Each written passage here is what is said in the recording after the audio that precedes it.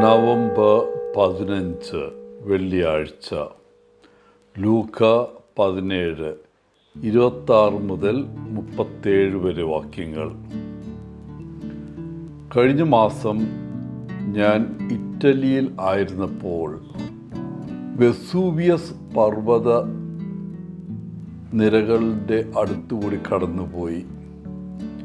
AD 79 Vesuvius പർവ്വതം പൊട്ടിത്തെറിക്കുകയും നിരവധി ആളുകളെ കൊല്ലുകയും പുരാതന റോമൻ നഗരമായ പോംപയെ പൂർണ്ണമായും നശിപ്പിക്കുകയും ചെയ്തു. അഗ്നിപർവ്വതത്തിൻ്റെ സ്ഫോടനത്തിൻ്റെ ഇരകളെല്ലാം പെട്ടെന്ന് മരണപ്പെട്ടു. അത് സംഭവിക്കാൻ പാടില്ലായിരുന്നു. കാരണം പർവ്വതം നിരവധി മുന്നറിയിപ്പുകൾ നൽകിയിരുന്നു. അവയെല്ലാം പൂർണ്ണമായും അവഗണിക്കപ്പെട്ടു. ഇന്നത്തെ സുവിശേഷത്തിൽ യേശു നോഹയുടെയും ലോത്തിൻ്റെയും കാലഘട്ടത്തെ ഓർമ്മിപ്പിക്കുന്നു. അന്ന് ജനങ്ങൾ ദൈവത്തിൻ്റെ മുന്നറിയിപ്പ് ചെവിക്കൊണ്ടില്ല. അതിനാൽ അവർ തക്കതായ ശിക്ഷ അനുഭവിച്ചു.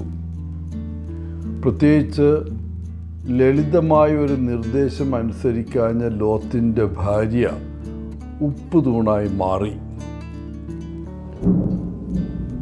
നോഹയുടെ കാലത്ത് സംഭവിച്ചതുപോലെ മനുഷ്യപുത്രൻ്റെ കാലത്തും സംഭവിക്കുമെന്ന് യേശു തൻ്റെ ശിഷ്യന്മാരോട് പറഞ്ഞുകൊണ്ടാണ് ഇന്നത്തെ വായന ആരംഭിക്കുന്നത്.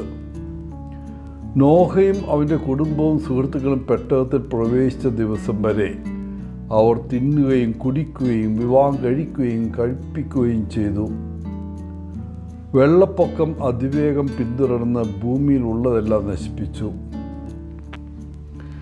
യേശു ലോത്തിനെ കുറിച്ച് പറയുന്നത്, നോഹിൻ്റെ കാലത്തും അവരും തിന്നുകയും കുടിക്കുകയും വാങ്ങുകയും വിൽക്കുകയും ചെയ്തു. ലോത്തും കുടുംബവും സോദോം വിട്ട ദിവസം ആകാശത്ത് നിന്ന് തീയും ഗന്ധവും അവരുടെ മേൽ വർഷിച്ചു. യേശു തൻ്റെ ശ്രോതാക്കളോട് ഈ സംഭവങ്ങൾ പറയുന്നത് വഴി എന്താണ് പറയാൻ ഉദ്ദേശിച്ചത്? അല്ലെങ്കിൽ യേശു എന്താണ് ഇന്ന് നമ്മളോട് പറയുന്നത്? നമ്മുടെ പാപങ്ങളെ ഓർത്ത് പശ്ചാത്തപിക്കാൻ യേശു നമ്മെ ക്ഷണിക്കുകയാണ്. നാം അവനെ ശ്രവിച്ചാൽ നമുക്ക് നിത്യജീവൻ ലഭിക്കും. എന്നാൽ അവനെ അവഗണിക്കുകയും എന്നിട്ട് തീറ്റയിലും കുടിയിലും പാപം ചെയ്തും ജീവിക്കുന്ന